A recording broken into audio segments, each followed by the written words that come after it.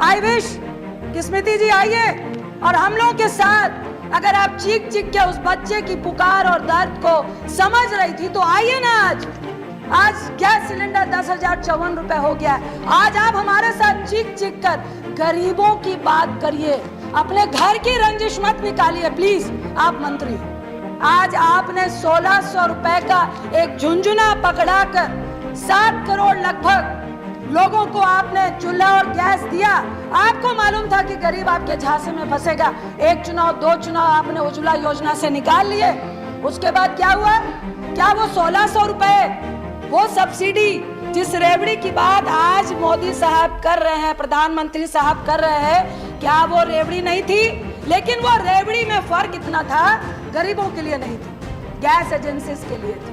मैं प्रधानमंत्री साहब सभापति जी के माध्यम से बोलूंगी, उज्ज्वला की रेवड़ी हो, चाहे आपकी कोई भी गरीबों के लिए रेवड़ी हो, वो रेवड़ी में ना तिल था, ना चीनी थी, ना गुड़ था।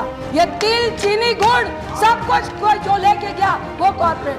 आप एक तरफ कह रहे हैं कि रेवड़ी नहीं खिलानी चाहिए, आपने क्या किया? पूरे देश को जियो का रेवड़ी खिलाई। पहले बोला मुफ्त में दे रहे हैं, मुफ्त में दे रहे हैं, मुफ्त में दे रहे हैं। जब आपको आदत डल गई, उसके बाद अब कितने में जियो का लोग प्रीपेड और पोस्ट पेड भरवाते। ये कौन सी रेवड़ी थी? ये रेवड़ी भी कॉर्पोरेट के लिए थी, गरीबों के लिए। उसने बोला कि आप बताते क्यों नहीं है? स्कूटी से जाए तो तेल महंगा, एक टेट्रा का 10 रुपए का जूस पिए तो वो महंगा, स्कूल में जाए तो पेंसिल, रबर, इरेजर, कटर महंगा। तो आदमी जाए तो कहाँ जाए? कि आज गरीब के पेट में लात मारी जा रही है और मोदी साहब हमारे कह रहे हैं थाली बजाओ, थाली बजाओ, थाली बजाओ। आप सारा ठीकरा यूक्रेन की लड़ाई पे ठोक रहे हैं, आप कोविड को दे रहे हैं, लेकिन आपकी नीति ने जो नोटबंदी से 2016 से जो गलतियां पे गलतियां की, कभी भी उसका आप जिक्र नहीं कर रहे। जितने अर्थशास्त्री थे उन सब ने कहा था, जब हमारे देश की आर्थिक स्थिति बिल्कुल स्टेबल थी, उस वक्त नोटबंदी नहीं कीजिए, नहीं कीजिए, नहीं कीजिए। आपके स्वर्गीय में उनका नाम नहीं लूंगी, उन्होंने भी कहा था कि नहीं करनी चाहिए नोटबंदी। उस दिन से आज तक हम अपने देश की आर्थिक स्थिति को संभाल नहीं पा रहे। मैं 2013 का प्रधानमंत्री जी का भाषण याद कर रही थी, जिन पे उन्होंने कहा था कि मनमोहन सिंह जी महंगाई का मां नहीं बोलते हैं, प्लीज मनमोहन सिंह जी आए और महंगाई के बारे में बताएं कि कब कम होगी। उन्होंने कहा मरो तो मरो, आपका नसीब। ये प्रधानमंत्री मोदी जी के शब्द थे मनमोहन सिंह जी के लिए। उन्होंने कहा था कि आप गरीबों के लिए कह रहे हैं मरो तो मरो, आपका नसीब। मुझे फिर याद आ रहा है कोविड का वक्त, जब करोड़ों लोग सड़कों में चल रहे थे, हजार किलोमीटर चल के जा रहे थे, तो मुझे लगता है मोदी साहब यही कह रहे थे मरो तो मरो, आपका नसीब। क्योंकि उस वक्त गरीब को पैसा देना था, तो आपने क्या बोला? सारे गरीब घर से बाहर निकलो और थालियां बजाने का काम करो, थाली बजाने से आपके पेट में भोजन मिल जाएगा। फिर हमारी माननीय मंत्री स्मृति ईरानी जी ने कहा कि जब भूखा बच्चा चीख चीख कर भूख से व्याकुल हो रहा होता है तो सरकार क्यों नहीं सुनती है? जब किसान आत्महत्या कर रहा होता है तो आपके कान में आप रुई डाल के सो जाते हो। आई विश कि स्मृति जी आइए और हम लोगों के साथ, अगर आप चीख चीख के उस बच्चे की पुकार और दर्द को समझ रही थी तो आइए ना। आज गैस सिलेंडर 10,054 रुपए हो गया है। आज आप हमारे साथ चीख चीख कर गरीबों की बात करिए, अपने घर की रंजिश मत निकालिए प्लीज। आप मंत्री। इसके बाद मैं सुषमा जी का एक मिनट रंजिता, माननीय मंत्री, किसी का नाम लेकर यहाँ सवाल नहीं करना चाहिए। स्वर्गीय सुषमा जी की स्पीच को याद करना चाहती हूँ, जिन्होंने कहा था कि ये संवेदनहीन सरकार है, ये बिल्कुल भी गरीबों के बारे में सोचने वाली सरकार नहीं है, ये विश्वासघाती सरकार है। आज मुझे कहना पड़ रहा है कि अगर सुषमा जी होती तो वो निश्चित बोलती कि ये संवेदनहीन सरकार है, हमारी ही सरकार है, ये विश्वासघाती सरकार है, हमारी ही सरकार है। मुझे डर लगता है जब मैं प्रधानमंत्री की उस स्पीच को सुनती हूँ, जो उन्होंने कहा था कि घर में चूल्हा नहीं जलता है, बच्चे भूख से रो रो कर सोते हैं और माँ आंख में आंसू लेकर चुप हो जाती है। जब आंसू की बात पीएम साहब के मुंह से सुनते हैं तो हमें डर लग जाता है, क्योंकि उन्होंने पहले मिडिल क्लास से महिलाओं के आंसू निकलते हैं, मेरे भी निकलते हैं, सब्सिडी छोड़ दो, महिलाओं ने छोड़ दी। कहा गरीबों को सब्सिडी देंगे, महिलाएं पसीज गई, हम सब ने सब्सिडी छोड़ दी। आज हर्ष क्या हुआ? आज आपने 1600 रुपए का एक झुंझुना पकड़ाकर 7 करोड़ लगभग लोगों को आपने चूल्हा और गैस दिया। आपको मालूम था कि गरीब आपके झांसे में फंसेगा। एक चुनाव, 2 चुनाव आपने उज्ज्वला योजना से निकाल लिए। उसके बाद क्या हुआ? क्या वो 1600 रुपए, वो सब्सिडी जिस रेवड़ी की बात आज मोदी साहब कर रहे हैं, प्रधानमंत्री साहब कर रहे हैं, क्या वो रेवड़ी नहीं थी? लेकिन वो रेवड़ी में फर्क इतना था, गरीबों के लिए नहीं थी, गैस एजेंसीज के लिए थी। आप 1600 रुपए गरीबों से ले रहे थे, बाकी का पैसा सरकार दे रही थी। किसका दे रही थी? टैक्स पे ही का दे रही थी। उसके बाद क्या हुआ?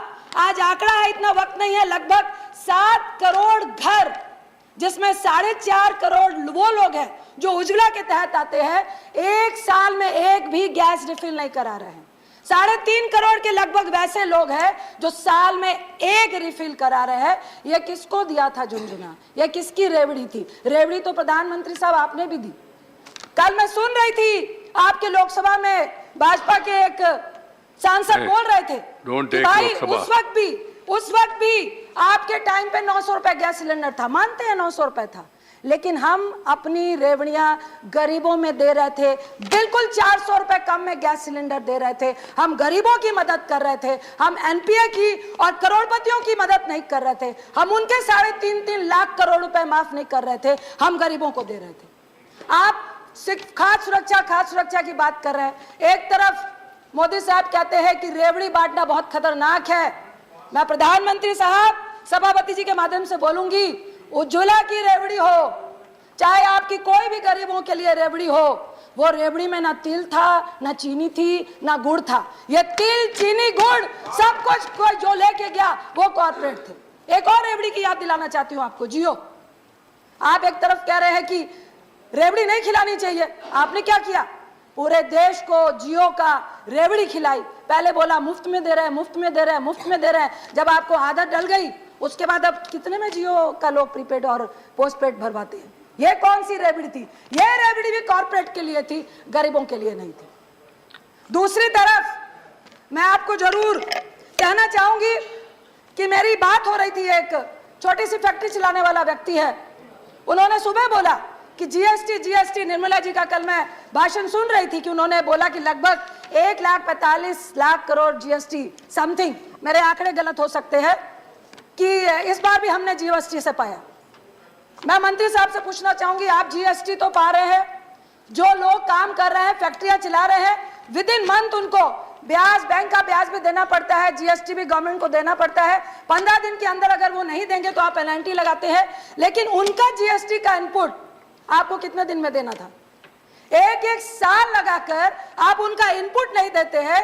क्या खरबों रुपए आप उनके इनपुट से बना के क्या सरकार पूरे देश को उसी इनपुट से चला रही है क्या?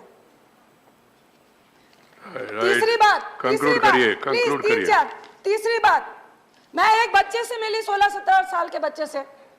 आप जीएसटी लगा रहे हैं 5%, आप जीएसटी लगा रहे हैं 12 से 18%। दोनों ही जीएसटी में आम आदमी मरता है। किसी ने बोला कि 5% जीएसटी से किसको फर्क पड़ेगा? पड़ता है। जो व्यक्ति वृद्धा पेंशन 500 रुपए के लिए 8 घंटे लाइनों में खड़ा होता है, पूरा महीना चलाता है, अगर उसको 5% जीएसटी लगता है तो फर्क पड़ता है। आप कहते हैं कि नहीं, खुला जो गरीब है वो खुले का खाता है, उसको फर्क नहीं पड़ेगा। मैं आपसे पूछती हूं कि क्या आप चाहते हैं जिंदगी भर वो गरीब ठेले में मक्खी लगता हुआ खाना ही खाता रहे? क्या उसका हक नहीं है कि वो पैकिंग खाने को खाए? क्या उसका नहीं है कि स्वस्थ खाना खाए? प्लीज सर, 2-3 मिनट, स्वस्थ खाना खाए। दूसरी तरफ आप ये बताइए, टेट्रा पैक में जो 10 से 12 रुपए की लस्सी, छाछ, दूध, दही, हम सब बच्चे स्कूल से आते हैं तो जाके किसी भी एमडीएमसी के, एमडीसी के उससे छाछ लेते हैं, तो क्या उसमें आप 12 से 18% जो लगा रहे हैं वो क्या गरीब अमीर खाता है?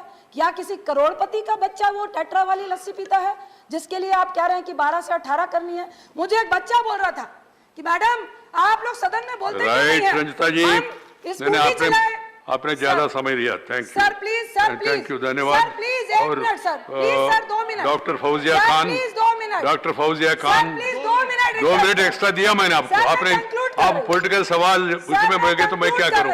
Sir conclude, Fauzia, sir conclude कर हाँ, रही हूँ, प्लीज सर कंक्लूड। कंक्लूड करिए। उसने बोला कि आप बताते क्यों नहीं है, स्कूटी से जाए तो तेल महंगा, एक टेट्रा का 10 रुपए का जूस पिए तो वो महंगा, स्कूल में जाए तो पेंसिल, रबर, इरेजर, कटर महंगा, तो आदमी जाए तो कहां जाए?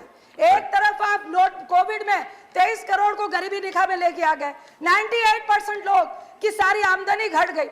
मैं आपसे एक रिक्वेस्ट करती हूँ, बार बार लोग कह रहे थे कि रुपया गिर रहा है, देश की आबरू जा रही है, आबरू जा रही है। मनमोहन सिंह जी ने आपने पूछा था और मनमोहन सिंह जी ने बोला उस वक्त भी कुछ नहीं था, लेकिन 59 से 69 हुआ और विद इन 4 मंथ में दोबारा 59 में लेकर आ गए थे। क्या आप लेकर आएंगे? डॉक्टर मैं फौजिया खान, आपसे आग्रह करती हूँ कि प्लीज, जहां पर कांग्रेस इस देश की आर्थिक स्थिति को छोड़ के गई थी,